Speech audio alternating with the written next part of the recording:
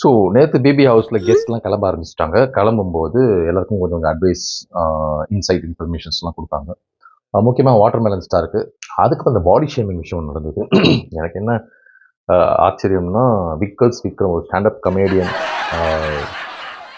சபைக்கு முன்னாடி எல்லாரும் அவரை கலாச்சாலே அவர் ரொம்ப ஈஸியாக சிரிச்சுட்டு போகிறவர்.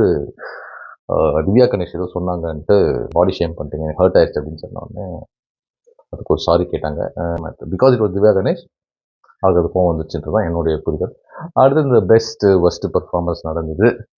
ஏப்பா தாங்க முடியல. எல்லாருக்கும் திடீர்னு பாரு பயங்கரமாக பர்ஃபார்ம் பண்ணாங்க அப்படின்னு சொல்லி அவங்களுக்கு ஓட் பண்ணி அவங்கள பெஸ்ட் பர்ஃபார்மராக செலக்ட் பண்ணாங்க. மேடம் இந்த டாஸ்க்கை வந்து இழுத்து மூடாமல், பிரச்சனை எதுவும் பண்ணாமல், கலகம் மூட்டாமல் மூடிக்கிட்டு இருந்ததுனால அவங்களுக்கு கொடுத்தாங்கன்றது தான் நான் புரிஞ்சுக்கிட்டேன். வர்ஸ்ட் பர்ஃபார்மரில் ஆப்வியஸ்லி நம்ம எல்லாருக்குமே தெரியும். இன்னும் டாஸ்க் அந்த சீக்ரெட் டாஸ்க் ரிவீல் ஆகாதனால சாண்ட்ராவை தான் சொல்லுவாங்க. ஸோ சாண்ட்ராக்கு ஒன்றும், எஃப்ஜேக்கு ஒன்றும் கொடுத்தாங்க. ஆக கேப்டன்ஷிப்க்கு 4 பேர் சூஸ் பண்ணாங்க. யார்? பெஸ்ட் பர்ஃபார்மரில் வந்த இந்த மேடம், அப்புறம் அந்த ஸ்டார் வின் பண்ணாங்க இல்லையா, பிரவீன் அண்ட் சபரி, அந்த பக்கம் திவ்யா கணேஷ். இந்த 4 பேர் தான் 4 முனை போட்டி. பாரு வந்து க்ளவுட் 9ல் இருக்காங்க, அவுட் ஆஃப் த வேர்ல்டு. ஆடான ஒரு விஷயம் சொல்லணும். பிரஜன் கிட்ட வந்து நான் வந்து இப்படி போய் கேஷுவலாக ஒரு விஷயம் பண்ணேன். அது மேலே கை போட்டு ஒரு விஷயம் சொல்ல வந்தேன். ஆனால் அவர் தட்டி விட்டாரு. கை ஹர்ட் ஆயிடுச்சு, பயங்கர வலி. அது அவர் வந்து பண்ணியிருக்கக்கூடாது ஆஸ் அ விமன் அப்படின்னு ஏதோ சொன்னாங்க. ரைட்டு, சொந்த செலவில் சூனியம் வச்சுக்க போகிறான்னு நினச்சேன்.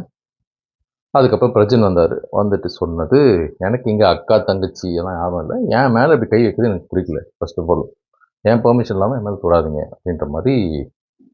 ஸோ நான் தங்கச்சியாதுன்னு நான் தொட்டேன் அப்படின்னு சொன்ன உடனே அங்கேருந்து சாண்ட்ரா, ஓ நீ ஏன் என்கிட்ட சொல்லியிருக்க நீங்கள் அவரை சைட் அடிக்கிறேன்னு. இல்லை எனக்கும் அதே டவுட்டு தான். இந்த வாட்டர் மெலன் வந்து பார்வை தங்கச்சி சொல்லிட்டு கல்யாணம் பண்ணிக்கலாமான்னு சொல்லுவார். சொத்து விவரம் தெரிஞ்சதுக்கு அப்புறமா தங்கச்சிலாம் கிடையாது எனக்கு, பாரு நான் வீட்டில் வந்து பொண்ணு கேட்க போறேன்லாம் பேசியிருந்தாரு.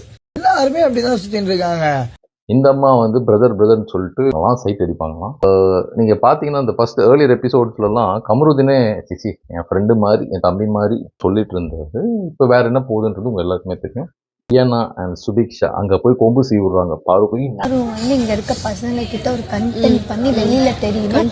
இந்த கண்டென்ட் என்கிட்ட பண்ணாத நான் மன்றாடி வந்து சாரி கேட்டுக்கிறேன், நீல் டவுன் பண்ணி பண்றாரு. ஆஸ் அ ஃபீமேல எனக்கு டெலிவிஷன்ல உன்னை அசிங்கப்படுத்திட்டாங்க.